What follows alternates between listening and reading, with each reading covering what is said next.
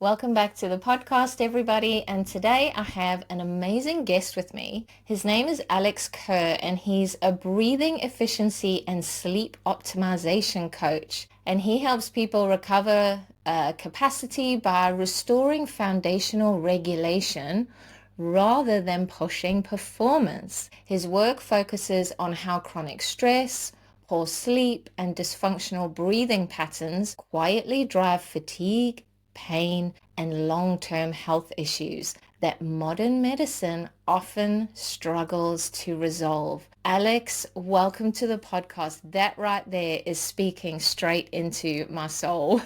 Hey Jackie, yeah, thanks for that. So, before we dive into the nitty-gritty stuff, I just love asking people about that moment. What happened in your history, in your journey that made you so passionate about the stuff that you share now? Just so that people have got a little bit of context before we dive into the juicy stuff. So, in my there's been two phases, I would say. The first one was in my mid 30s, young family, busy job, nice house, everything looked kind of good on the outside. Inside, I was beginning to struggle. I think the nature of having children kind of it quickly reveals how much capacity you have, Mm, and you don't really understand it's coming, do you? So yeah. I found myself in a situation where my energy was low, my sleep was poor for a long time because I already had tinnitus. Mm, So I've had tinnitus for 20 years, and I developed psoriasis probably through stress. So the combination of the kids up, the itching, and the ringing was quickly reducing my capacity. mm, And obviously, when that happens, you become more emotional, you become less patient.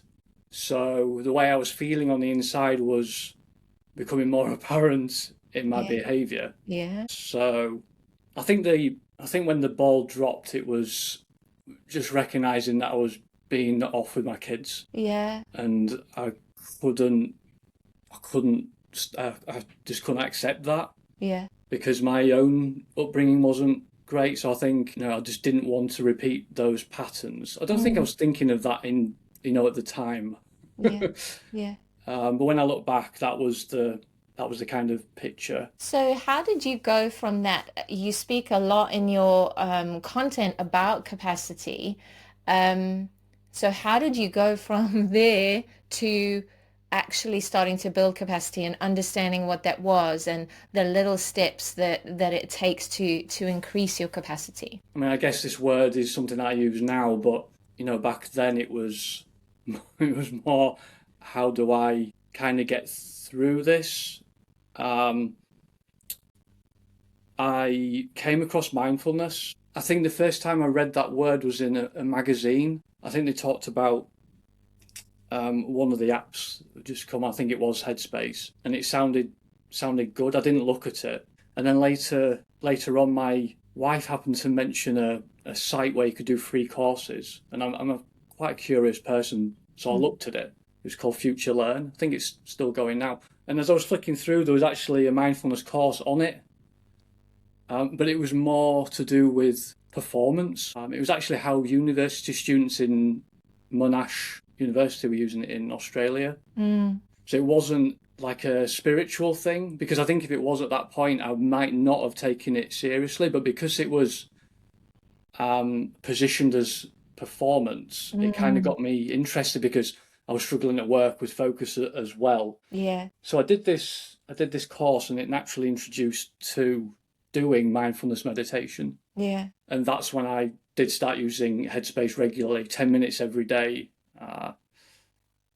for like two months, and I actually responded very quickly Mm, to that. It was just kind of enough to give, well, it's called the meta moment, isn't it? Just to give that little space between stimulus and response yeah. that I kind of needed. It Yeah. really was a bit, some headspace, and I was able to be more patient, and not instantly, but and kind of realize, okay, yeah, this is having pretty good effect now. Yeah. And that was huge, and I carried on doing it. Noticed how it cropped up in other areas of my life. Being really impatient in cues, and then thinking, "Hang on, I have a choice here." I guess I became more self-aware, Oh, yeah. and then kind of was able to dial it back into my body and what was going on, and Mm. that And then how did you get to the breathing and the sleep part? I I'll say I have asthma or had asthma. Asthma is not very well understood. In order to get asthma, you need the gene, and you need to overbreathe. So those two things cause asthma. If you have the gene but your brain stays functional and there's no triggers, then you may not develop asthma. Mm. But my parents had a cat, even though we were allergic when I was young, so Uh, that was the trigger. Developed asthma, and this was showing up in even just walking. It was quite bad. Exercising was difficult. I was mouth breathing at night, snoring. So, I mean, it wasn't something that I corrected to start with. I've yeah. done a lot of stuff that came slightly later. The journey is long. Yeah, I think once I was feeling better about myself, I kind of had to have another word and say, "No, Alex, you've not actually done any exercise for, well, probably 16 years since uni." So that was the next on the list, which is natural because everyone talks about exercise, don't they? Is the first thing you should do, and that's when the asthma thing showed up. Exposed. And I Yeah. found the oxygen advantage. So the guy Patrick McEwen's written quite a number of books now on breathing. I heard him on a podcast. He was the first person I heard talking about reversing asthma. Mm. So I bought the books and did the exercises, and yeah, it helped a lot. I think, anybody who is on this journey, the number one thing I find is that it takes radical honesty. It just takes radical honesty. It doesn't take perfection. You don't have to get it right. You don't have to know everything. It just it just takes that self-awareness that you're talking about where you go, there's usually a moment. That's why I love asking people that question, because there's usually a moment and it's very quiet. There is no external evidence that this moment happened. It's an internal line in the sand where you go, for you it was maybe something that happened with your kids, and there's just that internal line where you go, I am not showing up in my life the way I want to for my clients, my animals, my children, my home, whatever it may be. Um, and then it becomes this self-perpetuating thing where you can't tackle it all at once. We are human. So you look at one part, you give yourself a bit of space, a bit of breathing space, a bit of clarity so you can think.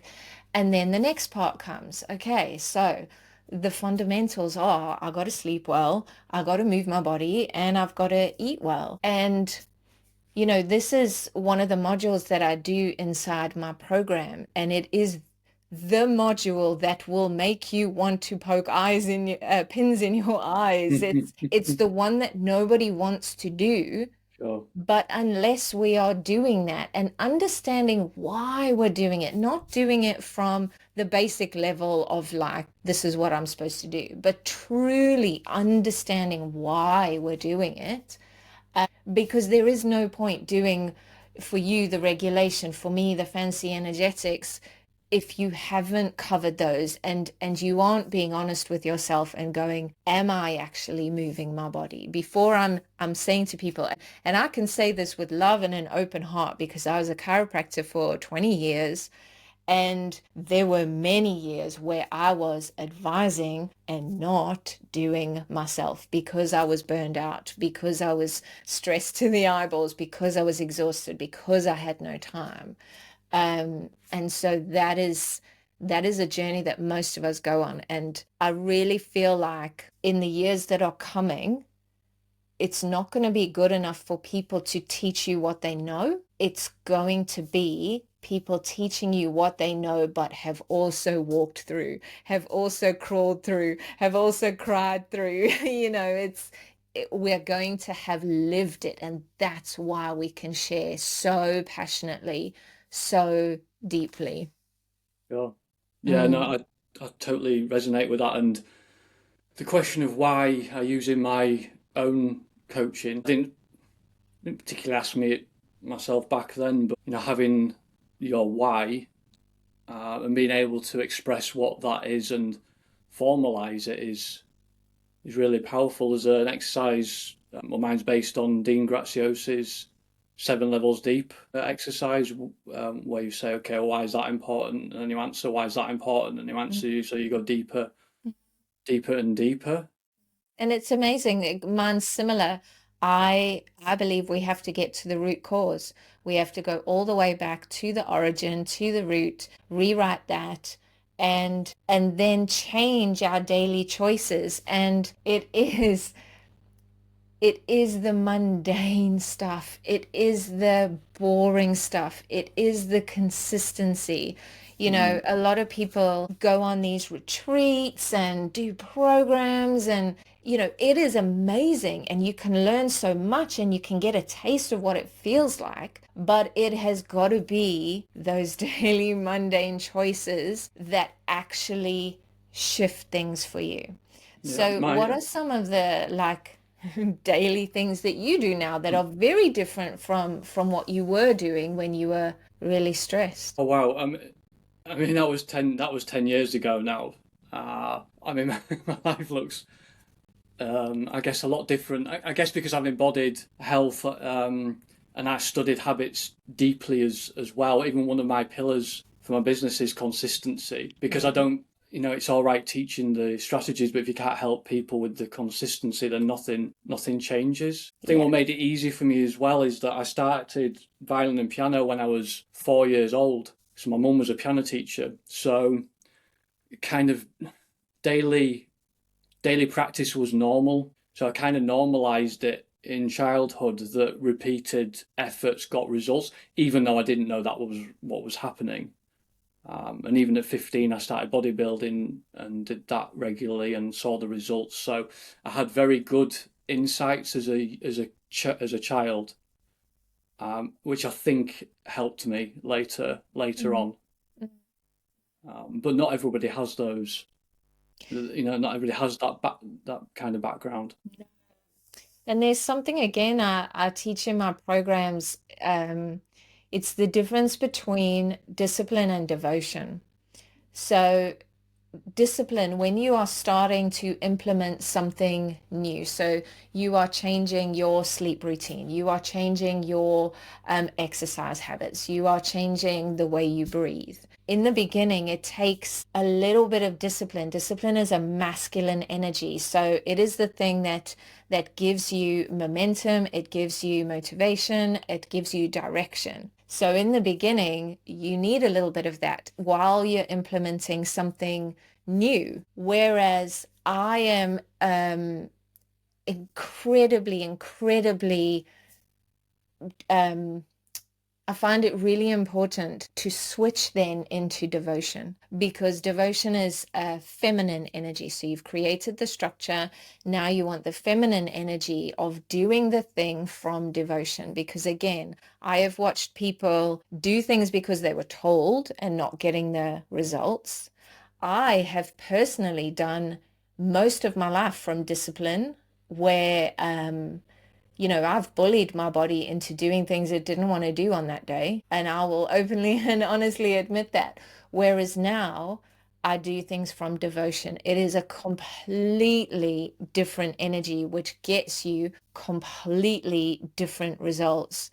Because I have seen people effort and push and strive their way through. Um, and now I'm all still about the body, but I want you to listen to your body. Like, you may have scheduled that you're going to exercise Monday, Wednesday, Friday. Brilliant. So that's the masculine structure. That's your discipline. But now, on that Wednesday, when you had scheduled to do a 10K run, but your body is going, do you know what? I'm going to do a 5K walk. You know what I mean? It's Hmm. that flexibility that you allow Mm. within that structure as well. Yeah, that's a great way of framing things, and I'd not heard that before, but I do recognise that's probably what's happened in It's my own common. life. Mm, Um, I mean, if you're willing to talk about it, I kind of have a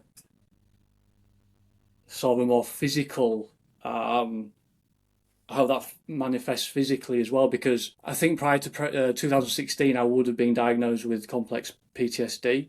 Mm, A therapist I had later on said this to me one day out of the blue, kind of. Um, and at this point, I'd already read The Body Keeps the Score, because I was interested in stress and connected with trauma so much.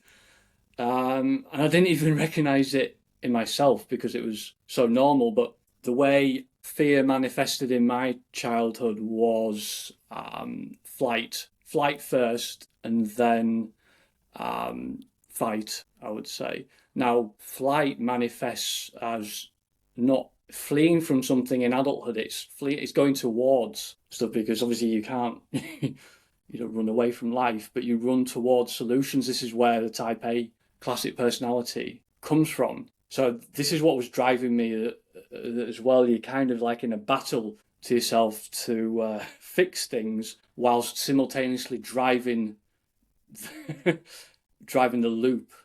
yeah, yeah. This is a classic. I was in exactly the same loop. And what happens is you have somewhere along the line outsourced your sense of security to something else. So for me, if I'm successful, then I'm safe. If my business is going well, then I'm safe. If I've got money, then I'm safe. And it does put you in that perpetual loop because you are always going after the thing that you believe is going to fix you and give you the relief that your body so desperately wants. You can feel the pressure and you think that this thing is going to solve that pressure and give you the relief. So you keep going after it, working harder and harder and harder, but all you're doing is driving yourself into the ground. And I was caught in exactly that same loop. Um, I had a very mild PTSD, still the exact same loop. You just get yourself in this state where you are trying to control everything. You are trying to micromanage everything. Every time a challenge came, I would recoil even more and my world would get smaller and smaller and smaller. Like you said, the underlying thing is fear. And so I had one of those moments, same as you, where you just go, do you know what? I don't want to do this anymore. Mm, There must be another way. There must be something else I can do. yeah, I I mean, if you don't mind me going with this, because this leads on to the second part of my story, because I was kind of left without a choice of fixing this because I went beyond what happens when you don't stop. So having chronic stress on a dysregulated nervous system. So through COVID, there were many things going on that were testing from all angles, and self care had gone. Even though I'd had 4 years of looking after myself, the time was just gone. And one day, my heart started beating irregularly, which I thought was odd, but I didn't really do much about it because I was in that I'm too doing busy for that. too busy for that, yeah. And then a few weeks later, it got worse, and then I started having vertigo, and then I couldn't regulate my body temperature, and then I couldn't walk. It was frightening. I didn't know what was going on at all.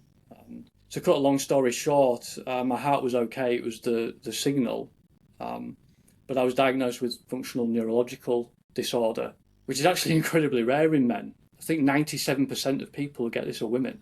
Wow. Um, so I was in a mess. I just got divorced as well, so it ended with separation. I'm at work medically suspended me in June 22, and I essentially spent the next 3 years recovering. So I had to work with a functional neurologist in America to completely rebalance my neural networks. And it was part of that kind of journey when the therapist mentioned dysregulation. And I mean, I did a lot of cutting edge treatments in technology. And I worked with this neurologist for a whole year. I flew out to see him Wow. and doing all kinds of balance stuff, Yeah. basically re-challenging my brain as to the inputs Yeah. and many other methodologies. He's a chiropractor as well, so did some Mm, adjustments that fixed my balance. mm, Because balance wasn't a problem until my brain changed. And suddenly these things happened in my brain, and suddenly my skeletal system was then impacting my balance, which I yeah. actually didn't know. So he adjusted me, and my balance fixed over one night. Wow, amazing. Yeah. And over time, my nervous system started re-regulating, which was an unbelievably amazing experience. Difficult and challenging, but challenging from a mental perspective as well, knowing how I maybe should have felt, a lot of my life as well. But pleased to say that right now I'm in the best health I ever have been, and Yeah. Yeah. kind of kind of grateful it happened because I could have lived the rest of my life in dysregulation quite easily. I I do not believe in coincidences, and I believe those of us that are called to share medicine, share messages, share our gifts, um, are given these lessons so that we can get the medicine from them, so that we can get the gifts from them. They are challenging at the time, but the more you go through these things, the more you're even able to be grateful for them while you're going through them, because you know that it is happening for you, even though you can't see why, even though it's uncomfortable and often you'd prefer it wasn't happening. Um, when you go through enough of these, you come to be grateful even in the challenge because you know there's something amazing coming on the other side. Yeah. So often we can look back and we can join those dots and go, oh, okay, that's why I had to go through that because this is the piece I need for the next bit. I just believe, life is one massive quest game. You pick up a key here, you don't know what it's for, but there's a box over there that you're going to need it Mm. for. Um, so amazing to see that you are already grateful for that experience as harsh as it was. You've turned that around, really quickly. And I'm interested to know how you stay regulated now because you've had a really black and white example of like that is dysregulation, this is regulated. You clearly don't want to go back there. Um, what do you do now on a kind of daily basis that helps you stay in the good place? I mean, this is a big question. Working on the How do brain. how do you regulate your nervous system? I mean, that is like a massive. Yeah, sure. Working at the level of the brain. Um, I mean, it's the root cause of so many things. And I do intend to incorporate this into my business at some point because it's incredibly important. The challenge is cost of treatment, understanding. Um, Everything's there. It's just people don't talk about it, Mhm. which is crazy because it does make you feel a lot better. I've had some unbelievable experiences. The Type A personality I watched drop away. Mhm. Yeah. Um, my OCD, albeit mild, I watched drop away, which was very strange because at some point over maybe 2 months, my mind was saying, I need to tidy that up and rearrange that because it makes me slightly uncomfortable. My body was like totally fine with it. My body was like, no, you don't need to, I'm actually okay, which Yeah. which was Yeah. strange. So I've had these insights that not many people get. So my nervous system is so regulated now. I have no anxiety anymore. I Mhm. went dancing on my own recently to a new venue, not knowing anybody, and walked on the floor, and I didn't feel a thing. Yeah. Yeah. Um, And that that's is what can what happen. it gives you.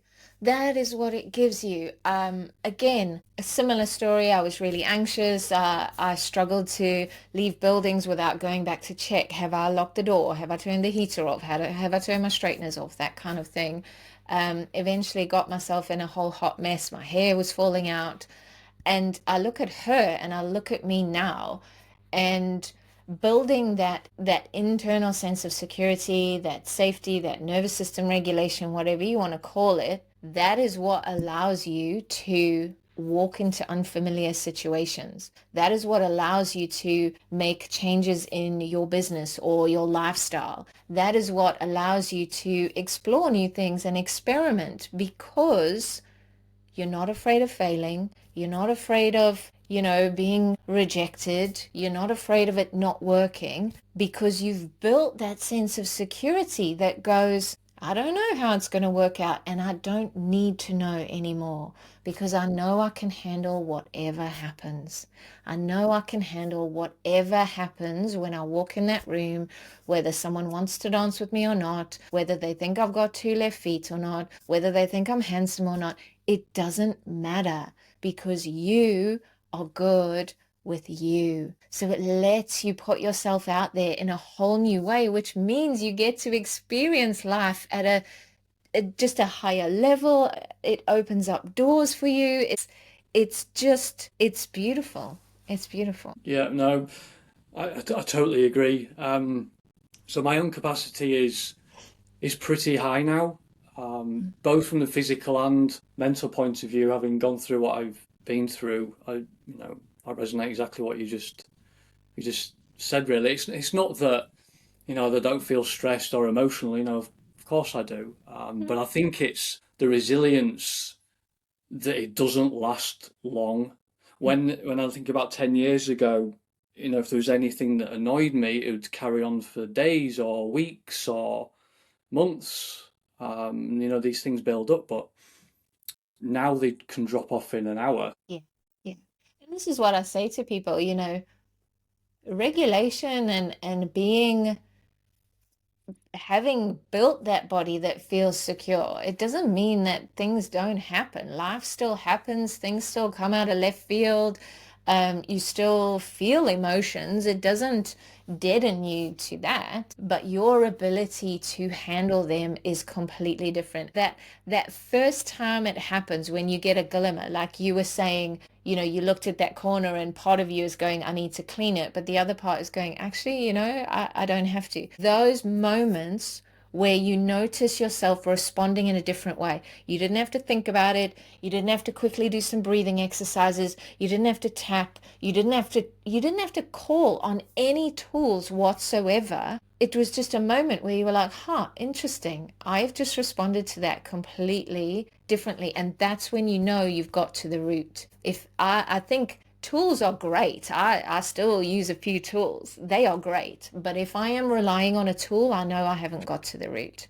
Yeah, you Um, become a professional manager, don't you? Because that's mindfulness made me an amazing manager, and I actually loved it for it because it kept me on an even keel for a long time. But the physical stuff, it can't cure.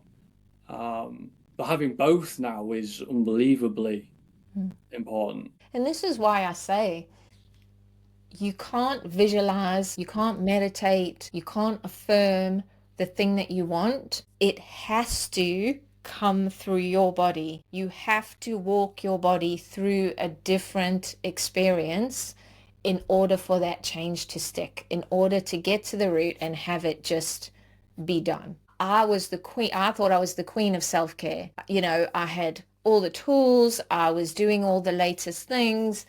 But in the end, actually, my self-care was taking up so much time, and if I didn't do it, then I didn't feel good.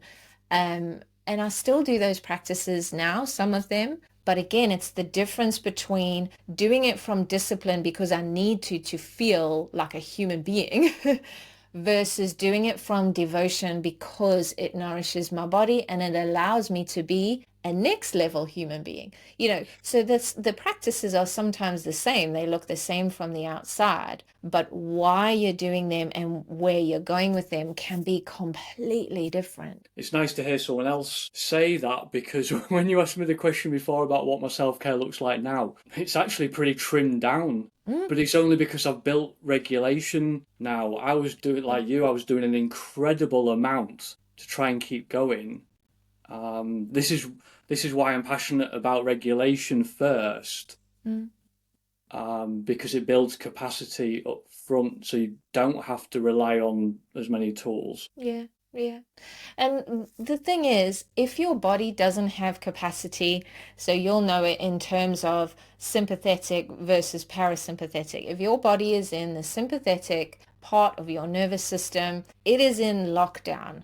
All it cares about is getting you to safety in the fastest possible time with the least amount of injury. So while ever your body is in that state, it is not open to all the opportunities and all the things that you are trying desperately to call in. It just doesn't have capacity to let them in. Now, again, chiropractor for 20 years, worked with bodies, worked with nervous systems. I thought that your sympathetic nervous system, fight or flight, I thought it was when you know, like if your child or your dog is going to run across the road and you're like, and your body flushes and it goes hot and your heart races and your palm. I thought that's what it was. So like you, I had no idea that I was actually stuck in a flight response and had been for 6 years because I wasn't getting that adrenaline and my palms weren't sweaty all the time and my heart wasn't racing. So I never recognized that I was stuck in that. And this is why I teach people about their energy bodies. I teach them those little micro things that your body does, like when it flinches or when you feel resentment or when you're snappy and you don't know why. Those are all the signs that your body is trying to show you you're stuck in a loop, and what it shows you specifically will show you what loop you are specifically stuck in, you know. So there's a whole group of things that go together that go, okay, you are stuck in survival. There's a whole another bunch that say you are on a fast track to burnout. There's another one that say, yeah, your body is struggling with doubt and believing that you're good enough. And so once you can start to figure out the patterns, you can go, oh, this is the loop I'm stuck in. And for you, I wonder if it was the same. Awareness is like, I don't know, 50% of the job. If the moment you're aware of it, you're like, oh, I can see what I'm doing and I just need to shift it this way. And it's not a huge, like, 180 pivot. It's often a little simple shift that you just keep doing in your day. Um, because I want people to recognize you are in this loop and you can get out. This is what's waiting on the other side. Yeah, sure. It's difficult because I can only talk from my own perspective, and I think my upbringing, kind of being this musician, that my mum wanted me to be, put a huge strain on my nervous system. So I didn't have those insights. Dude, it was just I was running on adrenaline and just tension and overdrive constantly, but it was like normal. It's not to say that I didn't feel calm at any point. Of course I did, but I was very quick to feel on edge. It was like a micro Mm, hair width away. mm, But it was just normal. yeah. Well, Walking around because it town does, feeling like that, at work, in social situations. yeah, because it does often start in childhood. It starts when you are downloading all those programs in your first 7 years. And those programs help you to a point, but then you get to a point where they're actually holding you back. And most of these, the ones that we are unpicking as adults now, the ones that drive to anxiety, the ones that drive to burnout, the ones that drive you to overachieve, the ones that leave you with money stories, they all started in childhood. So people can be forgiven for thinking, I'm just a warrior. It's a personality trait. I'm a people pleaser. It's a personality trait. I'm just a high performer. It's a personality trait. It's not. These are symptoms that you're stuck in these loops that started before you can remember. Mm. Sure, sure. I think I was not lucky, but when I had the functional neurological disorder, I'd already proven to myself that I could recover, from what I did before. So I had a good mindset, and I think what shaped my business now is that fortunately my sleep and breathing were already good as well. So when I worked with the neurologist, the sleep and the breathing, really helped me Mm, um, improve probably quicker than maybe most. So that's when it became when I thought about what I would to do for a business because I had quite a lot of insights. That's why I started where I was, not because they're popular, not because people talk about them, but because it makes sense mm, that if you want to feel better and recover as fast as possible, you have to work within regulation, which is breathing, sleep, and brain and nervous system mm. from a physical point of view. Yeah, yeah. It is just that you look at where you were and you look at yourself now, and then you start to look at kind of 90% of the population, and you think, wow, there are so many people that we can help because we have just normalized this hustle, working long hours, everyone's tired. And I certainly know that within my industry, whenever I spoke to other chiropractors, they were all feeling the same. So you just thought, well, this must be normal for the job that we do. Um, Particularly when you have a job that's in service, often you are tempted to sacrifice your own health, your own family, your own free time. Um, and everyone seems to do it. So you think, well, this must be normal until you step out and you go, oh no, there's a whole nother way that we can be doing this. Yeah, that word normal. Mm, Um, I think about it a lot because it shapes what you decide to do. Um, from a social and cultural point of view, like you just said, normal is what you see on a day-to-day basis, the messages that society is telling you, and if you don't challenge back on that, then you will just do what other people do. You will exercise too much and you'll push yourself too hard when you don't have capacity. You will try and solve how you feel through food because that's what people tell you that you should do. Those two things are incredibly important, but I think if you want to feel good and you're willing to devote some time to it and be realistic, this is another thing I think incredibly important. You can start today and think, okay, I really want to look after my health. I'm going to give myself 5 years, or I'm mm. going to give myself 3 years, and I'll do little bits every day. If you get in the loop of I must start exercising because I'm desperate to feel good, I know, and get the years back, um, you can get yourself into more trouble. And that is why the energy behind your why has got to be clean. You know, why are you really doing this? What do you really want to feel? What is it that you're really, really searching for?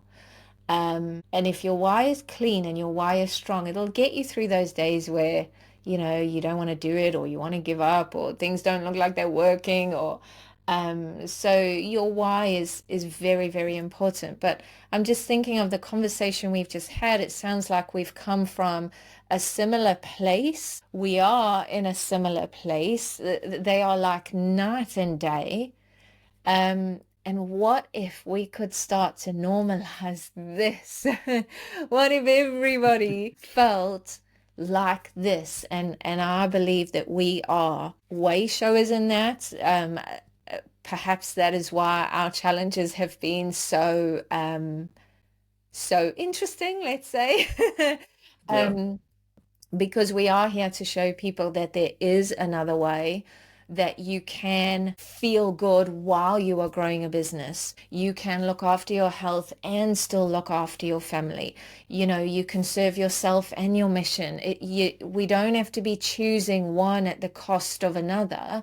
There's got to be a way that we can do all of it and still feel amazing. Yeah, and I think from a psychological point of view, that's powerful. And if you'd allow me, I'll kind of start talking about how I think of normality from like an evolution point of view, is what because that to me is normal. We're 3.4 billion years in the making, a human. It's not just 2 million. That was just one phase. The underlying processes at the cellular level, our mitochondria.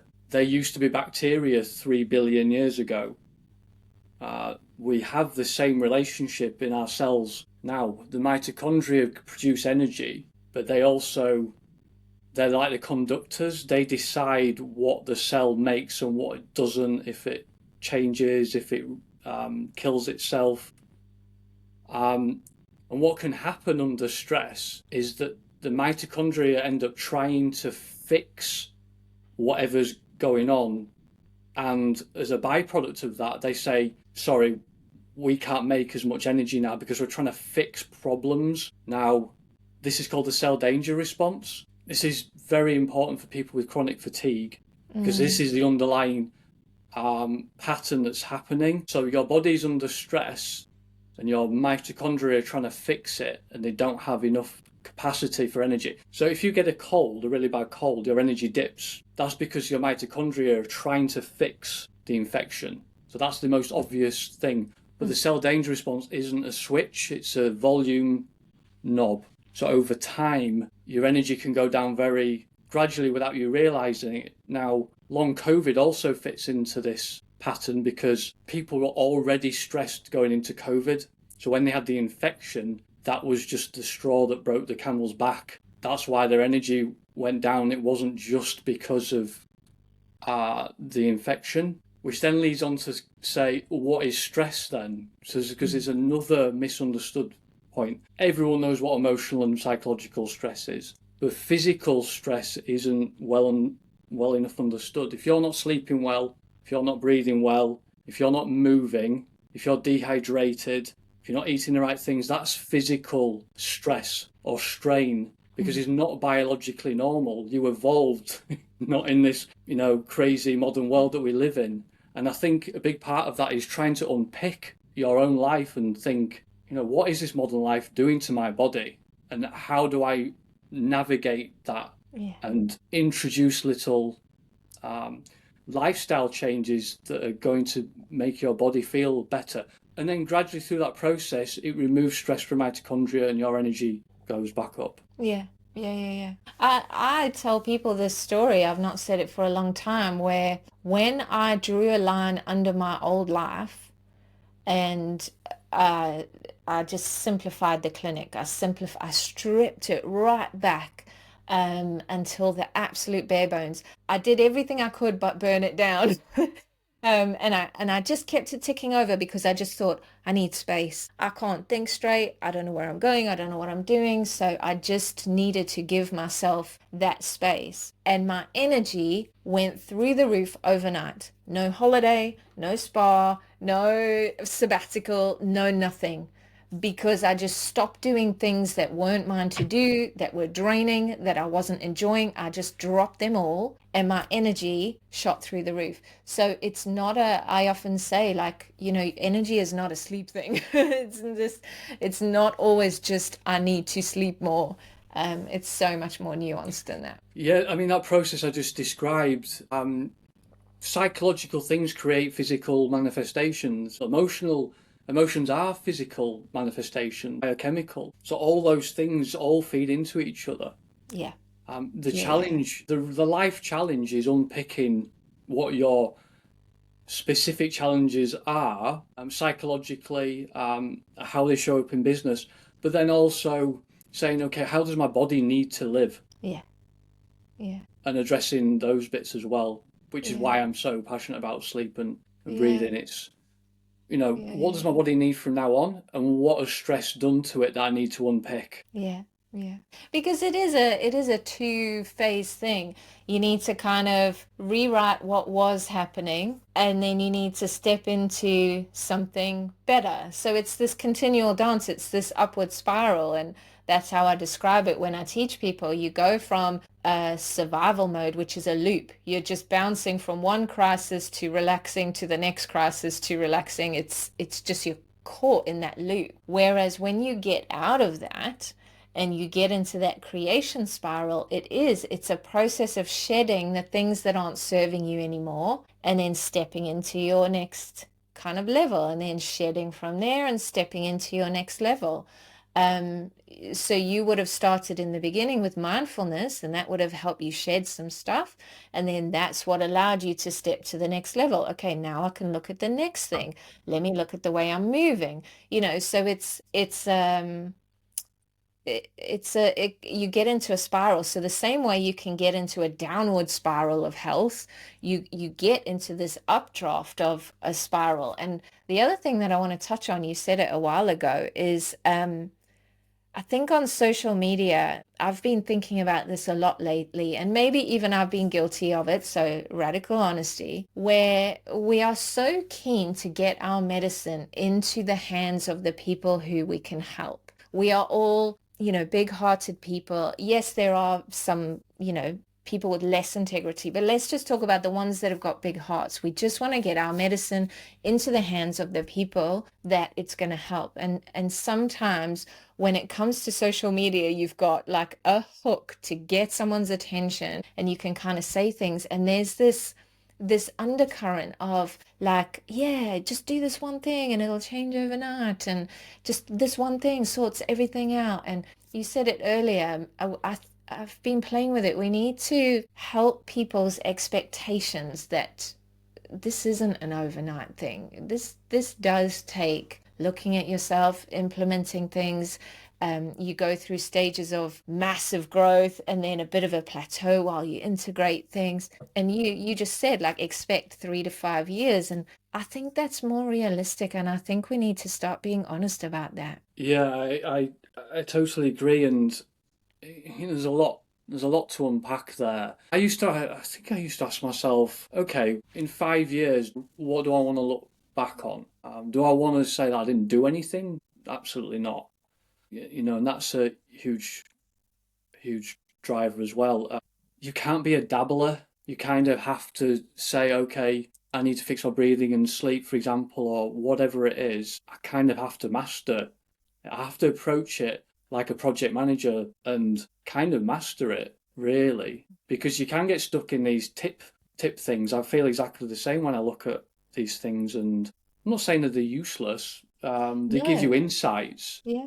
and I think I was lucky because I already had those. I had a very good ability to quickly change my lifestyle based on an insight Mm. because of my upbringing, I think. But you can teach yourself, I mean, learning habits and how to form habits is so critical because then you can apply it to anything. Yeah.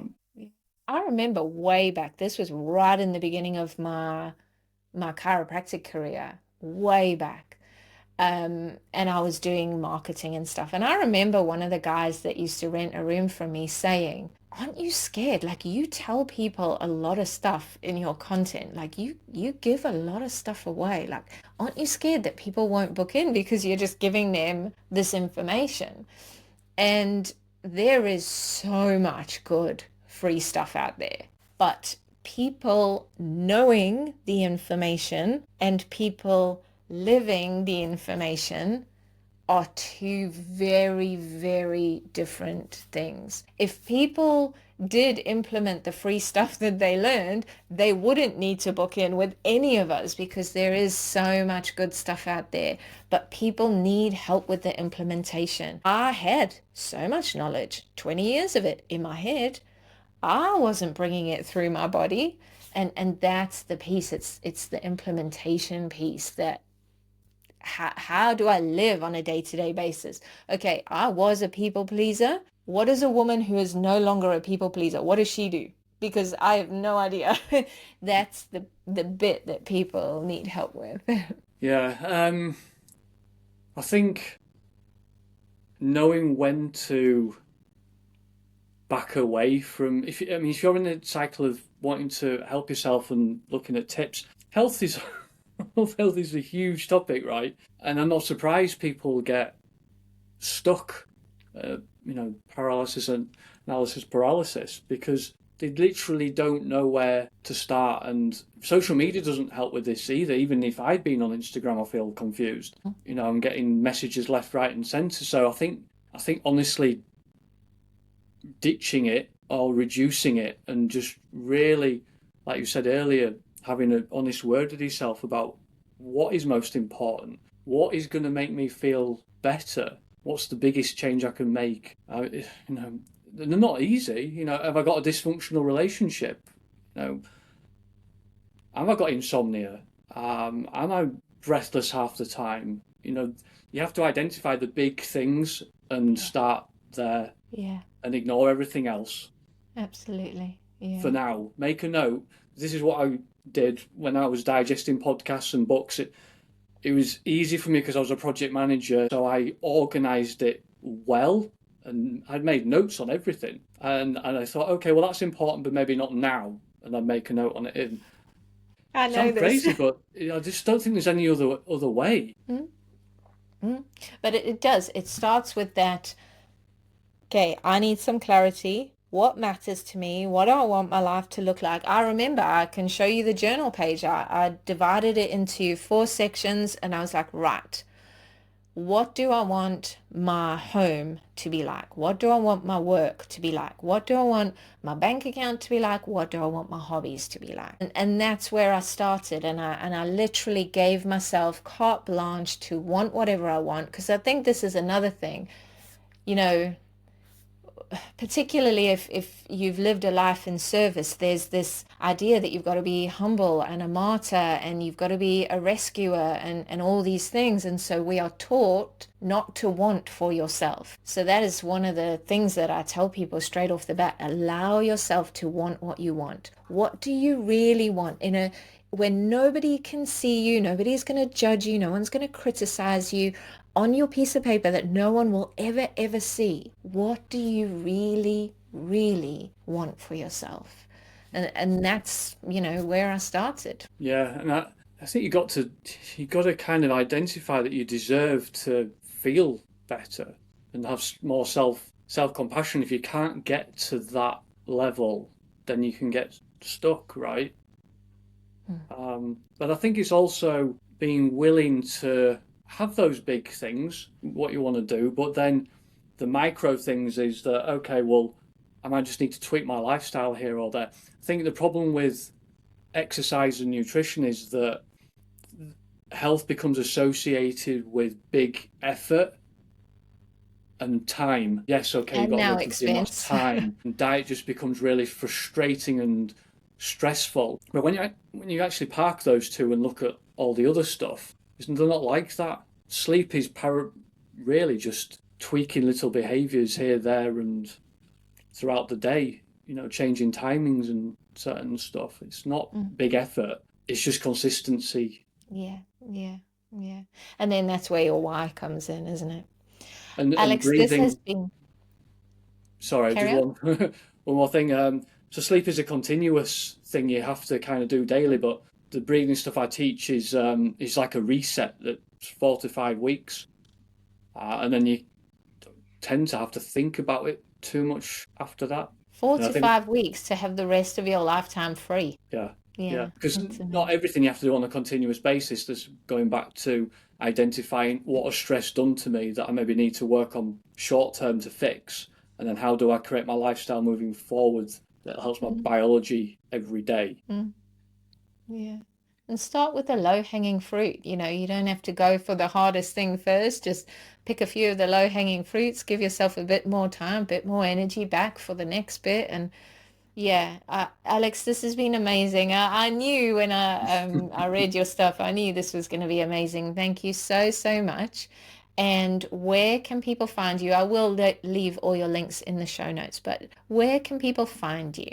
Thanks, Jackie. No, I really enjoyed that as well. We could probably talk for another 3 hours, I Uh, imagine. So the best place is through my website, which is holisticorigins.co.uk. There is a self audit. It's free if you're interested in correcting breathing and sleep. It's 15 minutes. It gives you a snapshot of kind of where the biggest wins can be, and how you can get started if you want to tackle those things. And then I'm on Instagram and LinkedIn as well. Amazing, amazing. Thank you. And I look forward to connecting with you in the next podcast. Thanks, Jackie.